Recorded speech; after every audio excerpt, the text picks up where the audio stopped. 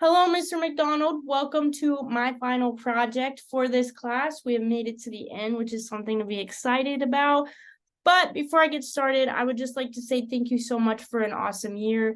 Being in your ethics class and foundations class has given me great insight as to what it will be like as a social worker in the future. Some of my favorite things about the classes were the stories that you would tell us about real life scenarios that you would deal on a daily basis. They created a great foundation for us for the future, so we know what to look forward to and how to handle certain situations. So I just want to say thank you. I hope I have you as a professor in the future, and if I don't, that's okay. You've been great. I've appreciated it, but I really do hope that we cross paths again. But now let's go ahead and get started with my feedback. So to begin, I would just like to say it is so easy to get off track with the timing of a therapy session when you are conducting the session. That is something that I didn't necessarily realize would happen, but it happens so easily. You just kind of get flowing with the session and interacting with the client that the timing of the session is so easy or so easily like lost. Like it's hard to keep track of. It goes by super quickly. So I think something that I will do in the future is implement maybe putting a clock next to my client or somewhere in the room that I can see and I can kind of glance at without taking away the attention from my client. So another thing with that is that throughout this video, you might have seen some random jump cuts, some sentences that may not have been finished or didn't make sense. That was because my therapy session lasted actually like 25 minutes and I had to go through it and cut it all out because I didn't realize how long it would take or how long I was going. So that's just something that I wanted to say to begin with. And then, so now let's kind of watch through it.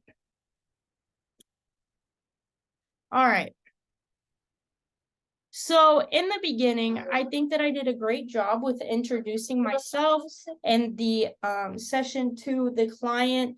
I did a good job of providing the client information on the HIPAA regulations, aka the session will be confidential unless I need to break confidentiality for safety concerns. And I did a great job at stating that in the beginning of the session.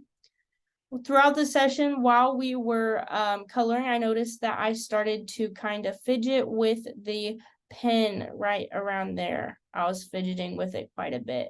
And so this could be a very controversial opinion, but I think that I shouldn't have been fidgeting with the pen. I think some people may agree, but I also think people may have interpreted it as mirroring the client's actions, which is a common therapeutic tool in which the clinician will just kind of mirror what the client's doing to make them feel more comfortable subconsciously. So I guess that action could be kind of looked at in two different perspectives in two different ways. So moving forward, when we established the goals in the session, I think we did a very good job at doing that. I think that the goal setting that we talked about and that the insight that I provided could have been more straightforward than it was. I kind of just made up, go write down some affirmations, but there should have been more of a straight kind of protocol for that or something to hold my client more accountable. However, throughout the session, you will see that my client was able to follow through and that my client was productive in doing so and in the therapeutic process. So another thing that I would like to comment on is around here when we came to the assessing the goals section of the therapy session, I started asking random questions that I kind of wanted to know rather than needing to know, such as what is the client's favorite store to shop in when the client goes to shop with her friends, and other questions along that were not necessarily necessary to ask. Those questions could have been avoided. However, they did do a good job at building rapport with the client. So they could be seen as a good thing or a bad thing, depending on how you would look at it and what your perspective may be on the topic. It was. So at the beginning of the therapy session, I forgot to mention the client was in the beginning stages. She was in the pre-contemplation to contemplation stages of change. Her mom wanted her in there. She necessarily didn't want to be in there. However, she wasn't necessarily like not agreeing to services because she agreed to be there. She wasn't holding back information. Of course, she was a little shy. She was talking to a stranger for the first time. However, I would say that she was definitely leaning more towards the contemplation stage than the pre-contemplation stage. And then towards the middle, of course, we were in the maintenance stage. All right.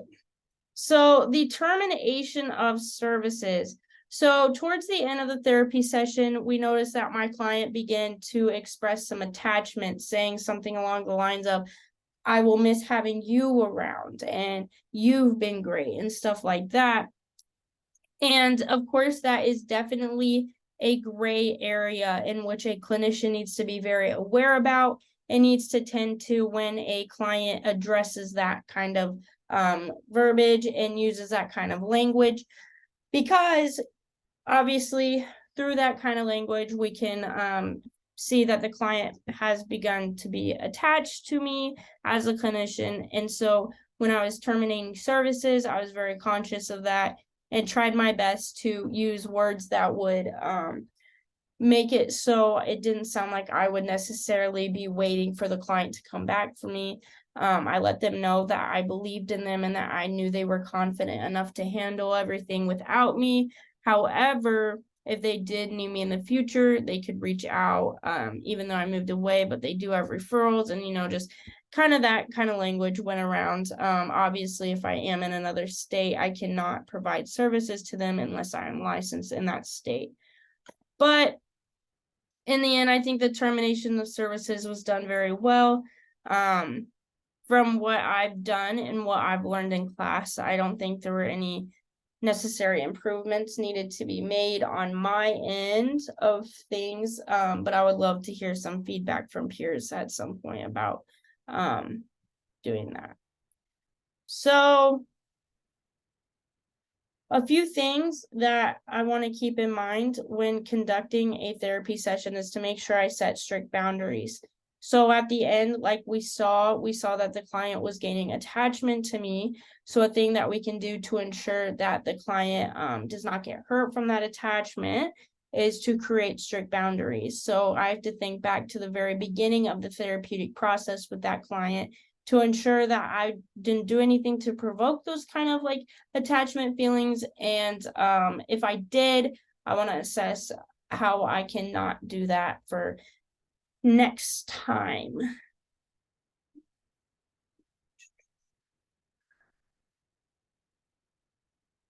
Sorry. Something, of course, that I did from what we've learned on in class, just kind of knowing what we've learned as a class and all that stuff, is using evidence-based practice. Of course, when I'm conducting a therapy session for my class, I'm not necessarily thinking about the best evidence-based practices besides like the stages of change, but I don't know if you'd consider that evidence-based practice versus like just a fact of like that's what it is. So something I would do in the future is I would stick to a therapeutic modality and use evidence-based practice to back up that modality and the information that I'm providing with the client. However, we know that that is more in depth than what we are currently learning about in this social work class that we are in now. Something that I've noticed is controversial between some clinicians is therapeutic silence. So I think there were times throughout the therapy sessions where I could have provided therapeutic silence and it would have been beneficial for the client. So that's kind of something I need to work on in the future, is seeing kind of where the client is better. And if they need more time to just kind of process things without necessarily talking, I think that therapeutic silence would be a great way that they can kind of feel their feelings, think things through without any pressure. But of course, depending on the situation, it is only appropriate when it's appropriate. So you just have to feel the room as a clinician to get the best understanding and idea of where the client is coming from and what they need during that session.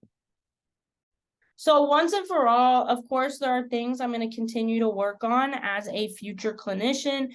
We're in the very basic levels of conducting therapy sessions, and it's important that we keep learning and researching all about different modalities, ways to conduct therapy sessions, and that we keep asking our professors many questions that we have, if we do have questions, so we can get the correct feedback, the right input, because the worst thing we want to do, or the last thing we want to do, not the worst thing, but the last thing we want to do is end up hurting a client and having a detrimental therapeutic relationship.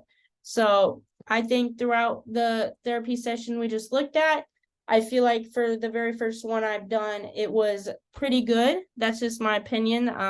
Usually I'm not willing to give myself that much credit, but I do think that I did a good job in delivering the service.